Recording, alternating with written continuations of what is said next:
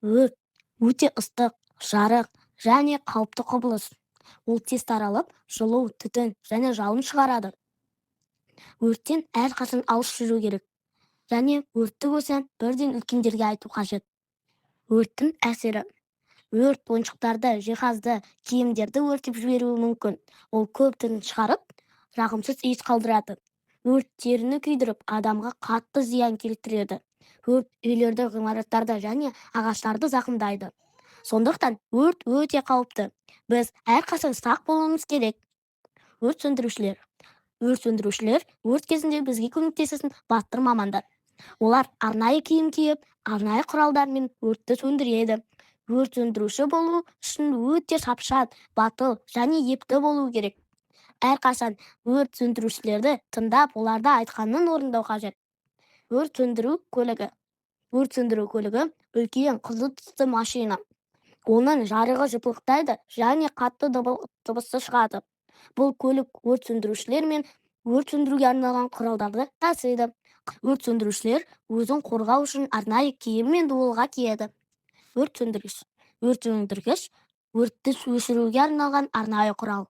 Ол жалынды тоқтатуға көмектеседі. Өрт гидранты. Өрт гидранты көшеде орналасқан арнайы су көзі. Оған ешқашан көлік қоймау керек. Гидрант өрт кезінде өте маңызды. Өрт шлангысы. Өрт сөндірушілер шлангыны гидрантқа қосып, суды тез алады. Бұл үлкен су краны сияқты. Ол өртті тез сөндіруге көмектеседі және адамдарды құтқарады. Дабыл қаққыштар. Түтін дабыл қаққышы. Үйдегі маңызды қауіпсіздік құрылғысы, ол түтін немесе өрт болса, қатты дыбыс шығарады. Есінде сақта. Дабылғышпен ойнауға болмайды. Өртке қарсы жаттығу. Өрт жаттығулары өрт болғанда не істеу керегін үйретеді. Біз ғимараттан тыныш шығып, қауіпсіз жерге жиналуды үйренеміз.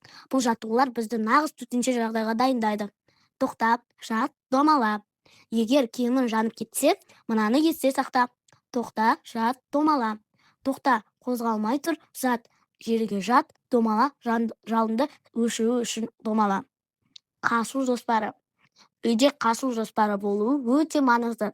Өрт кезінде үйден шығатын екі жолды біліп жүр. Бұл жоспарды отбасымен бірге қайталап үйрен. Төтенше жағдай нөмірі. Өрт болған жағдайда бірден қоңырау шал. 112 жалпы төтенше жағдай нөмірі. 101 өрт сөндіру қызметі. Тыңдағандарына үлкен рахмет балалар. Келесі видеода кездескенше.